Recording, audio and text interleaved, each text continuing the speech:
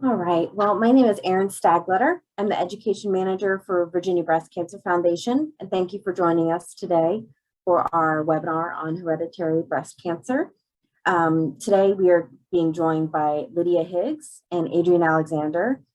First, we'll hear from Lydia. Lydia is a certified genetic counselor for oncology who works at the Carillion Clinic out in Roanoke, and she will be giving us a primer on what exactly it means to have a genetic risk of breast cancer and a little bit more information as to what it looks like to go see a genetic counselor.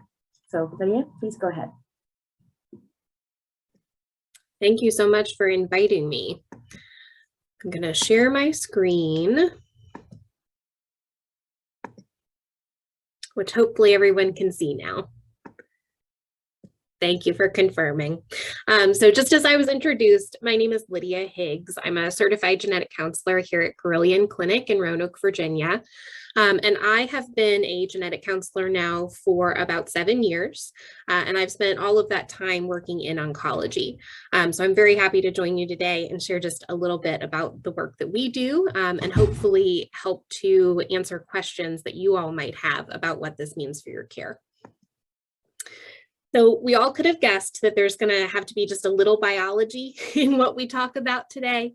So if you'll bear with me, I want to go through just some of the big things that we'll touch on.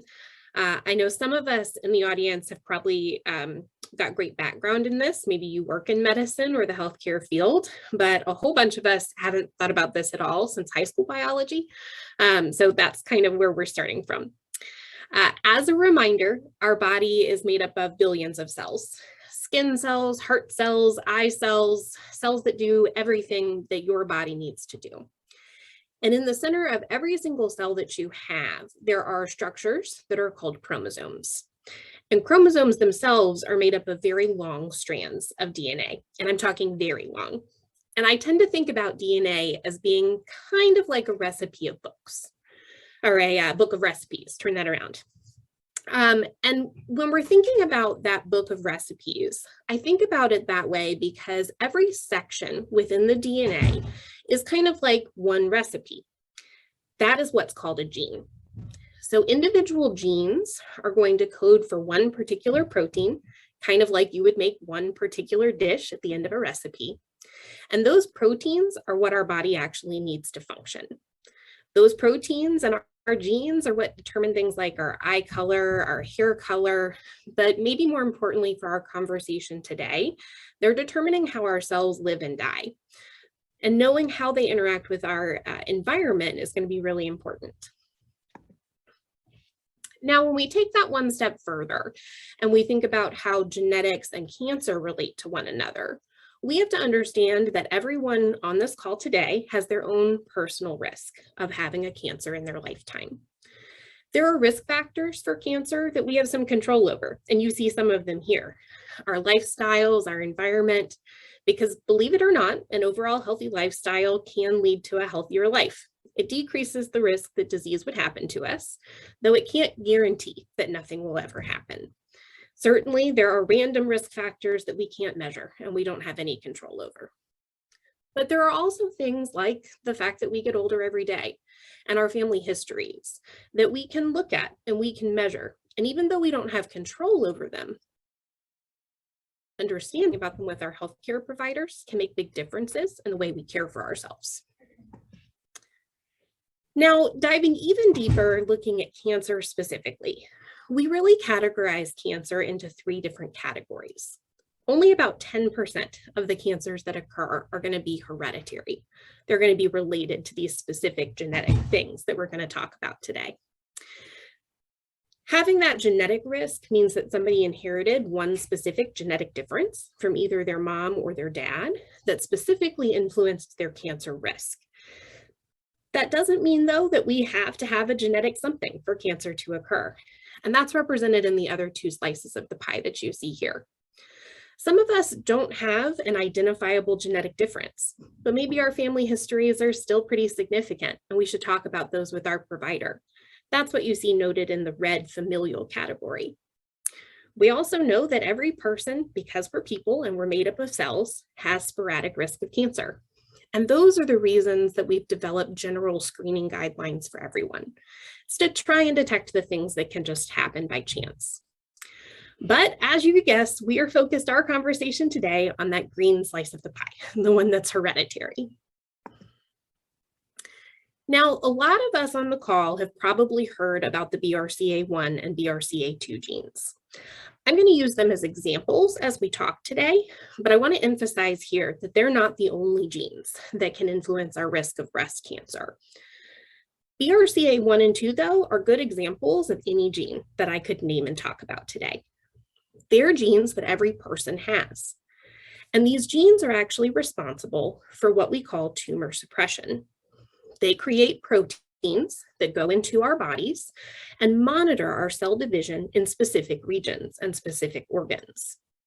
When they identify cells that are starting to grow in ways they're not supposed to, signaling back to our body allows our body to fix and regulate that process. That way, as we grow and we age, our cells continue to divide at a pace that is good for what we need. It lets those cells maintain control. But some people will have what we call mutations in these genes. And you see that as the little red slice on the right-hand side of your screen. Just a tiny change in the way this gene was built that you inherited from either mom or dad, which means that the proteins that gene is making might not be as efficient at their work as they should be. And when we have proteins that aren't doing all the work they're supposed to do, we're more likely to have unregulated cell division. And if cells start to grow and grow in ways they're not supposed to, that's what can lead to tumor development and to cancers in our lifetime. Now, when a person has a mutation, we do know that their risks of developing specific types of cancer are higher than average. We have to remember, though, going all the way back, that everybody has a risk of cancer happening. So what you see in this diagram here are blue bars representing the risk that a random person in the US has to develop cancer. And the purple bars represent the risks specific for someone who's inherited a mutation in either BRCA1 or BRCA2.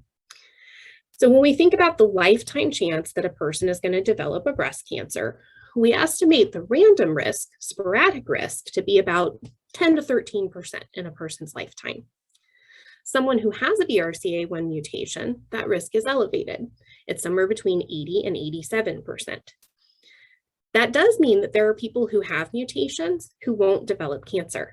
So carrying a mutation doesn't mean that something will definitely happen in a person's lifetime.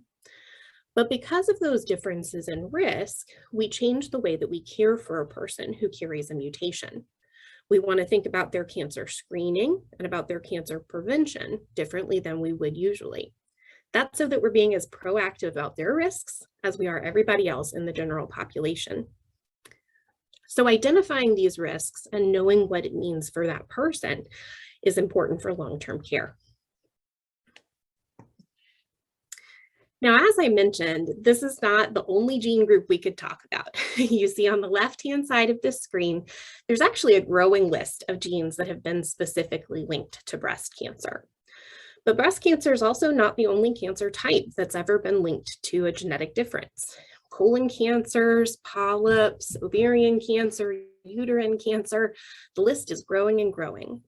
And so if you're thinking to yourself today, wow, my family history has several of these cancers, it might be worth talking to your doctor about whether or not this is something that you should consider for yourself.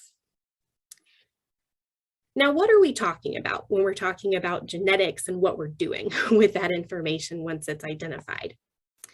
You might be seeing someone like me, a genetic counselor. And when we're thinking about who a genetic counselor is, we are folks that have got a specialized training specifically in genetics. We hold a Master of Science in Genetic Counseling, and our skills are really kind of a combination. We've studied medical genetics, we've studied how to communicate information, how to educate people, and also how to navigate tough decisions. We've got clinical experience before we ever come out into the field. And for folks in Virginia, we're not only nationally board certified, but we're also licensed healthcare providers. You'll find us in lots and lots of different places. So not just cancer risk, but maybe in prenatal settings, hematology clinics, neurogenetics, pediatric clinics, cardiovascular clinics. You'll find genetics all over the place. When you come and visit us, though, there are 4 major steps to any appointment. The first step is to complete what we refer to as a risk assessment. We're going to sit down and we're going to talk with you. We want to hear your whole story. What's your personal history of cancer or cancer screenings? What does your family look like? What do you know about those things that have gone on in the past? And using that information, we're able to walk you through the specifics of how genetics might relate to your family history. What about this might be applicable to you? What are the things that we hope that you'll know moving forward about this information? Once we're on the same page as far as what genes are, what we're worried about, what we're thinking of, we're going to walk you through what your options look like. And I always like to emphasize here that genetic counseling does not necessarily mean genetic testing. Some people will come to us and they'll decide that a genetic test to find out if they have a mutation, like the ones in BRCA1 and 2, is right for them. Other people will come and they'll learn all this information and they'll decide that maybe a test isn't the next step for them. But we can still talk about those changes to cancer screening or cancer prevention and make sure that you're connected to providers who can help you with that. For the folks who do decide to do a genetic test, the last step of genetic counseling is interpreting results. We want to make sure that you understand what your results mean. If a mutation is found, what gene it is, what risks you might have that vary from the average population. We want to identify providers that you can work with who might be able to help you to coordinate the right care plans. And then we want to work with you to make sure that your doctors get that information as well. Now, when I mentioned risk assessment, some of you were like, gosh, what does that mean? This is actually the kind of information you'll see us physically draw in appointments. When we're gathering family histories, we create these diagrams. We call them pedigrees. On this example, you can see that circles are women and squares are men. And you can imagine that at the very top are the grandparents, in that middle row are the parents and their spouses, and on the very bottom row are the children of this family.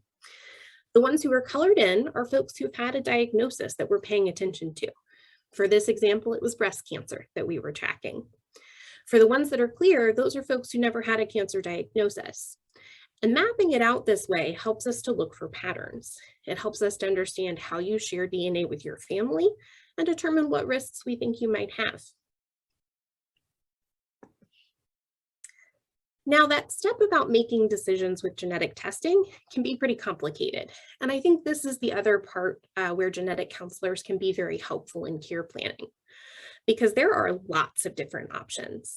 There are many, many genetic testing laboratories.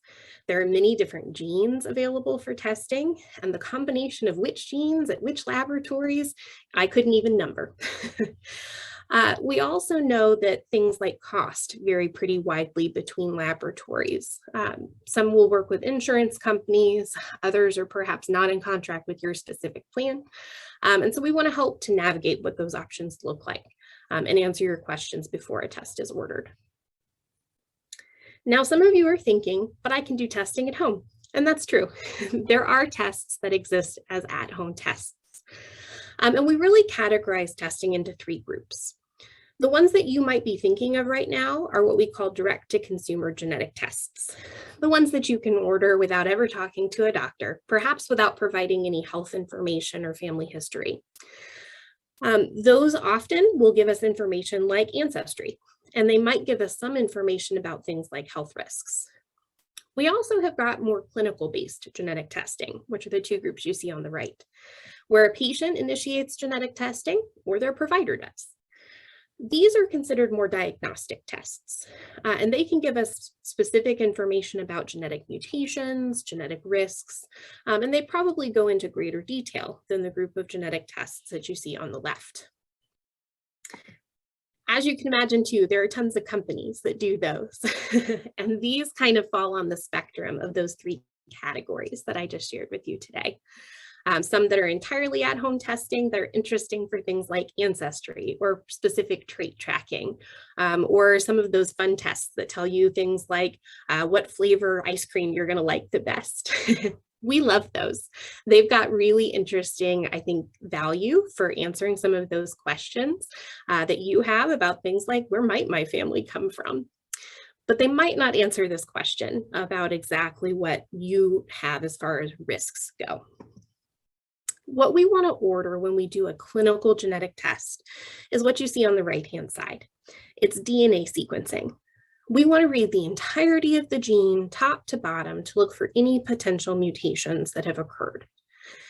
We're really looking for those rare changes, the ones that happen very infrequently in the general population, the ones that are impacting the way the gene works, the ones that are impacting your potential risks. Oftentimes, when we get health information from those direct-to-consumer tests, they can give us some of that information, but they might not be performing the entire sequence. They often focus on what we call SNPs, which are the most common mutations that exists within a gene, but not every mutation that might be present. And so if you've done one of those direct-to-consumer tests, you might still want to talk it over with your doctor or a genetic counselor. Figure out whether or not that test, in fact, did all of the testing that you might need, or if you might want to still consider a clinical test to answer every question that you might have. As I like to say, it's kind of comparing apples to oranges. They've both got really great value. We just want to make sure that we are getting you the information that answers the question that you had.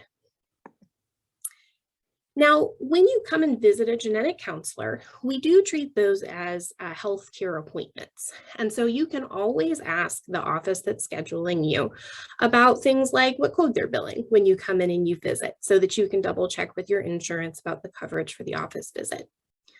Genetic testing can vary pretty widely, though, depending on what insurance you carry, what test we order for you, what your family and your personal history looked like.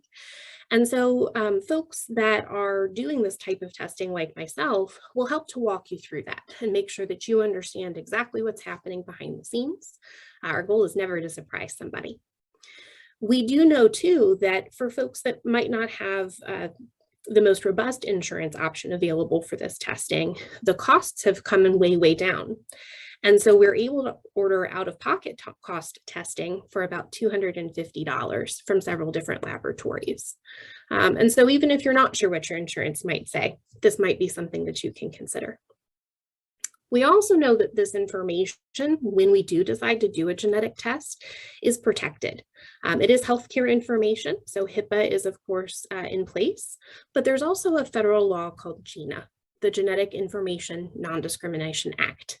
And that ensures that folks like health insurance providers, do not use genetic information to negatively impact your care.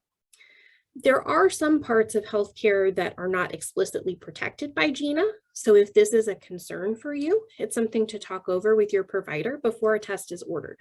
We want to answer those questions for you as well. When a test is performed, and I'm going to let Adrienne talk more about this, the goal, like we said, was to consider screening and to consider prevention. So what we want to know is who has a genetic mutation, who does not, but still has a significant family history, and who falls into that sporadic category. Because if you fall into one of those first two groups, having a genetic difference or having a significant family history, we might want to consider changes in your management, increasing your screening, or considering different prevention options that you might have not considered previously. Now, what can you do from here? If the talk today has piqued your interest and you're thinking that your family history might warrant this type of conversation, we would encourage you to bring that up, talk with a doctor about it, reach out to a genetic counselor in your area.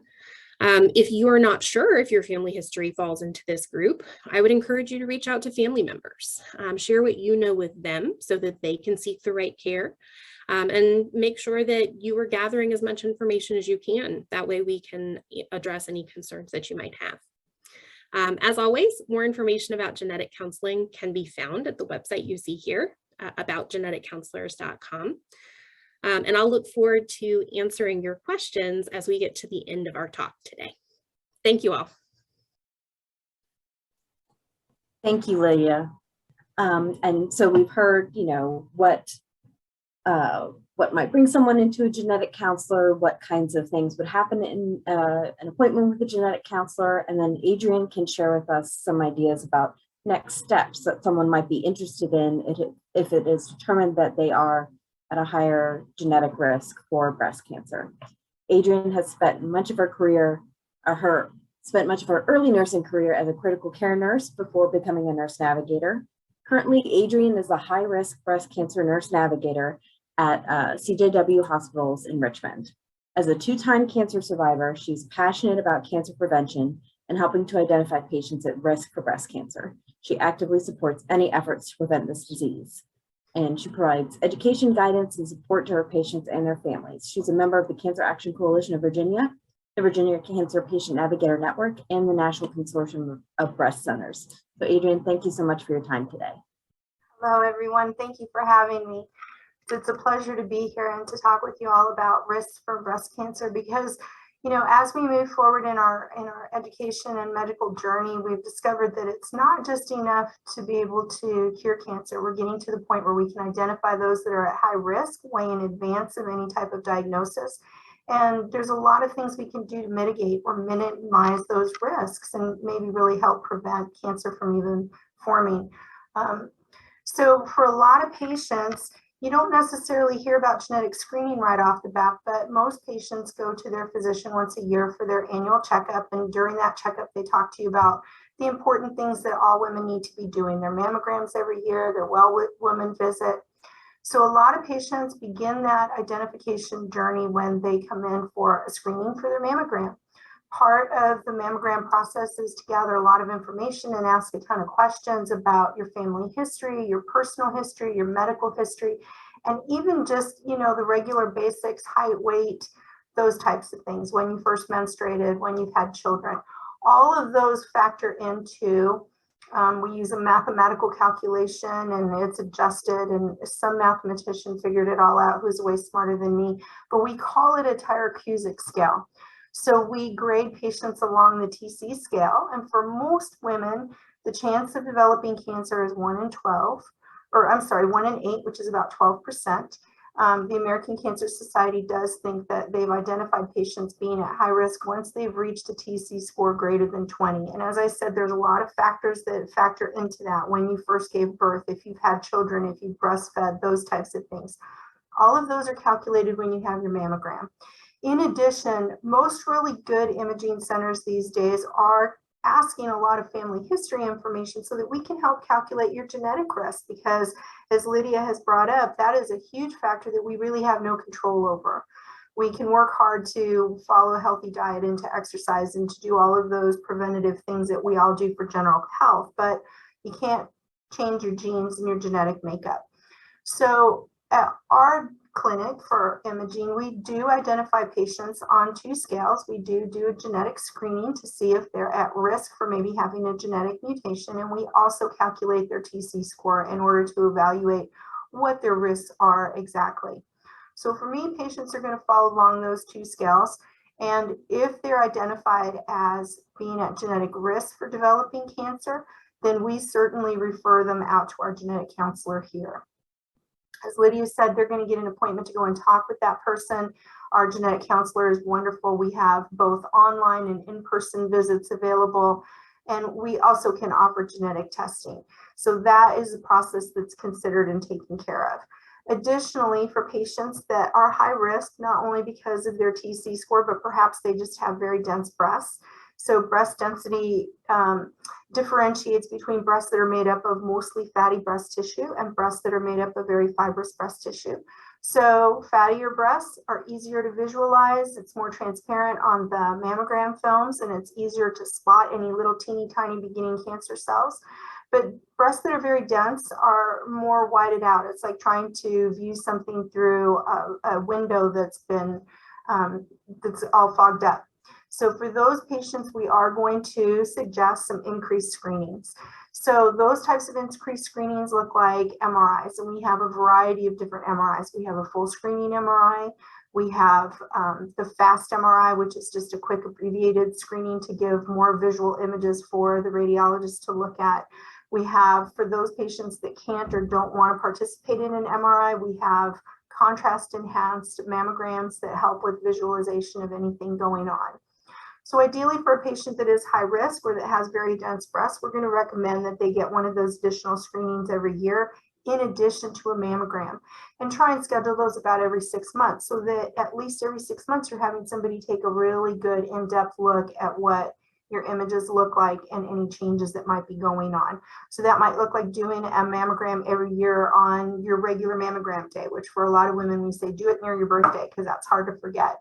And then in about 6 months, you would schedule an MRI and have that done every 6 months.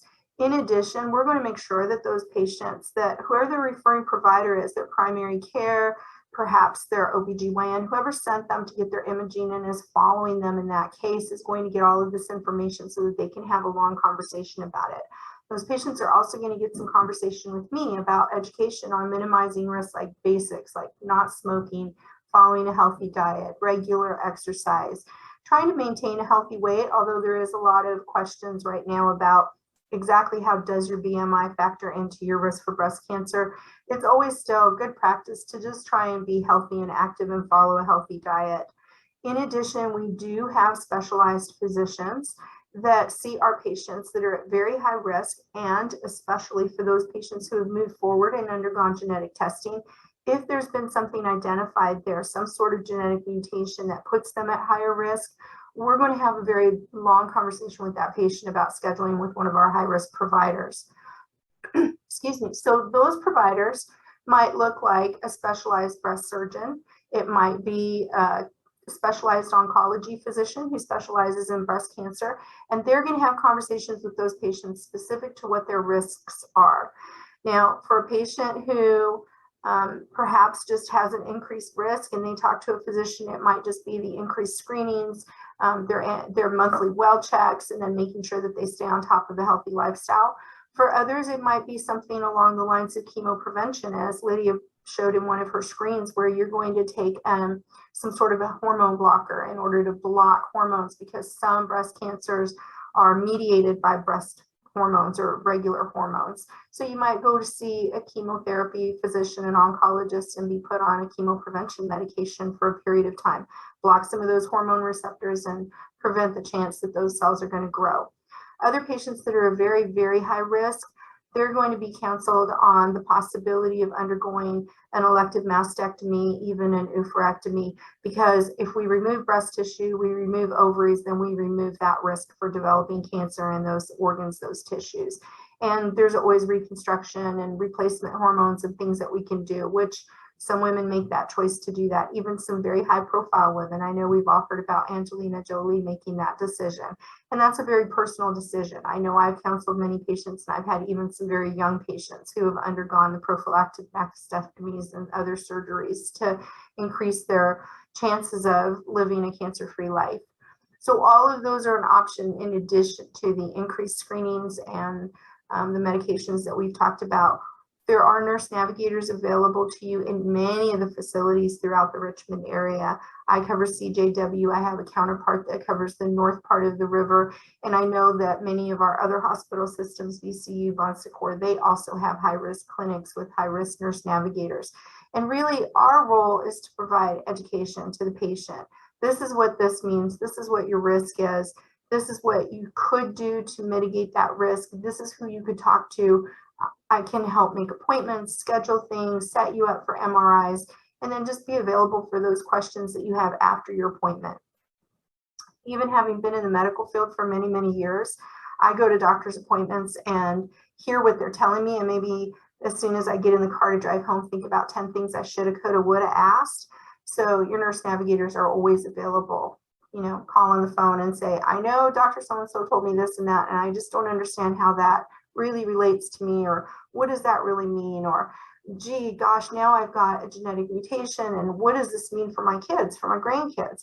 Well, you're going to get that information, not just from our wonderful genetic counselors like Lydia, but also from your nurse navigators. So if you feel a little overwhelmed, you're not really sure what's going on, always, wherever you seek your medical care, look for a nurse navigator, because that's their primary role, is to be supportive, offer education, and be a listening ear and point you in the right direction and assist with navigation of making appointments and all of those types of things. Thank you, Adrienne, for that information. We at BBCF are big fans of nurse navigators and genetic counselors, because really the doctors need to have the supportive staff who have the time and more of the expertise to counsel the patients on those specific things and to help coordinate the care around their diagnosis. So thank you both for what you do. If anyone has any questions, feel free to enter them in the Q&A box that's in the bottom menu. I do have, I guess, a few questions, maybe a statement. So something that I've come across is that folks are saying, well, why do I need to know about my breast cancer risk? What can even be done? So I think that's a wonderful thing now that not only do we have this genetic testing, but there are things that people can do that go from a wide range of just screening more often to preventive surgery. And it's all an individual decision. And Adrienne, maybe Lydia, you can share what's being offered at Carilion as well. But do you all have references to fertility specialists and things like that for those who are at higher risk and maybe want to do some fertility preservation before some surgeries? We do, absolutely, yes. And that's something that would be covered under their conversations when they go to see the specialized physicians. Anytime you're talking about going under some sort of chemo prevention by taking hormone blocking medications or having your ovaries removed, then we're definitely going to have those conversations with patients. And That's those true. referrals are available. That's true in our clinic as well. We also have a high risk program, including a nurse navigator and several very expert physicians. And when a person goes to myself, goes to one of them, our goal is to provide options. There is very rarely a one size fits all answer to how to navigate any of this. And we want to address each one of those options, answer the questions that that person might have. If there are concerns about things like fertility, we do have those specialists and we refer out. I didn't mention, but there are options that exist, such as a process called PGD. It's pre-implantation genetic diagnosis. And there are some couples with known genetic differences who elect to pursue an IVF procedure where they can actually select for embryos that are genetically negative for mutations that are known in the family. And if that's something that interests them, we'll ensure that they go get those specialist referrals as well.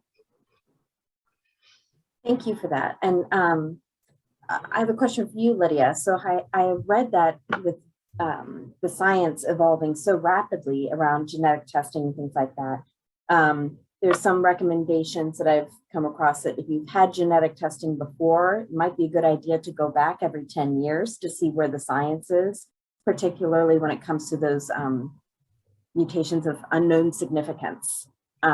Recently went through this process with my own mother, which we have familial breast cancer, found no genetic cause.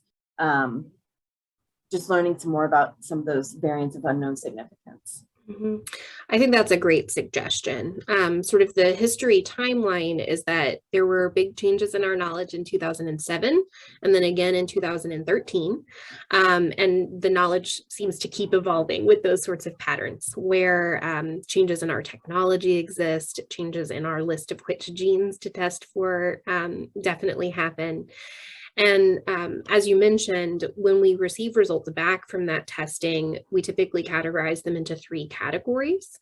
Positive results, meaning we found a mutation, negative results, meaning that we did not, or what we call a variant of unknown significance. And those are alterations in the gene that currently we don't have any data suggesting they're elevating risk. They're more likely to be just a normal variation that's making you a unique individual.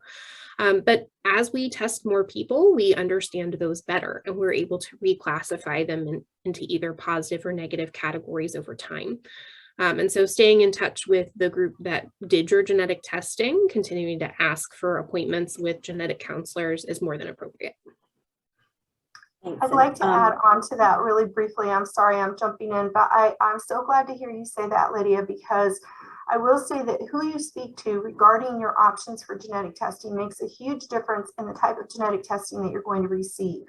There are many people who don't really know the difference, and I speak from personal experience. I just recently lost a family member who had breast cancer, and at the very beginning of her journey underwent what we thought was regular genetic testing. Came to find out she only was tested for BRCA1 and BRCA2, both were negative.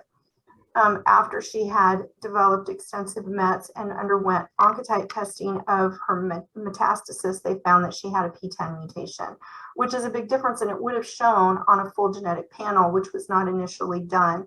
So it's really important that when you are identified as being at a genetic risk and needing genetic counseling, that you undergo a full genetic counseling appointment with somebody who's licensed and qualified and can give you all the options and has actually spoken with you enough about your family history to perform an appropriate panel for diagnosis, and not just a quick and easy BRCA1, BRCA2, something along those lines.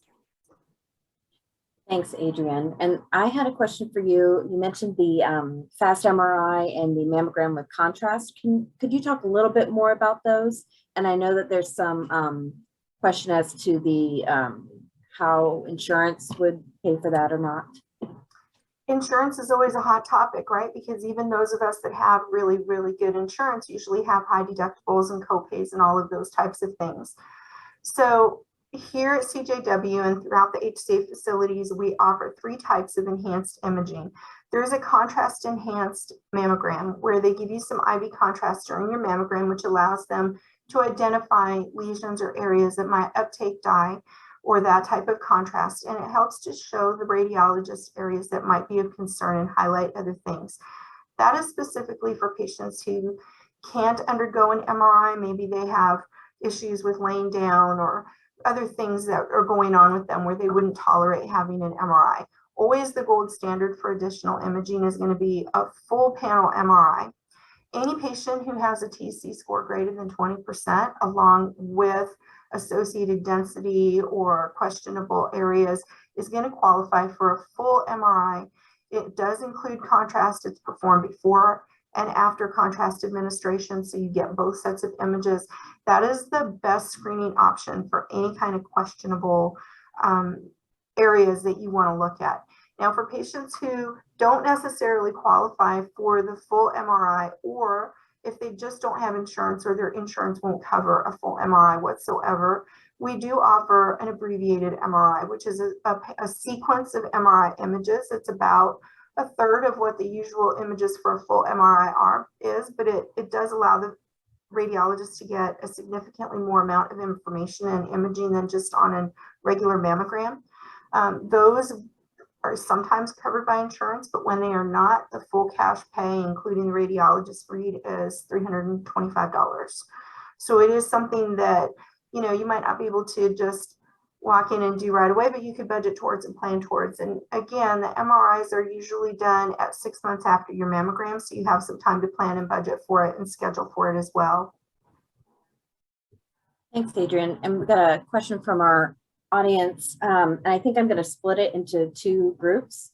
So there's a lot of dialogue today regarding issues of health equity and disparities in healthcare. So talking about the percentage of African Americans and Latina patients participating in genetic testing, I think my question for you, Lydia, would be about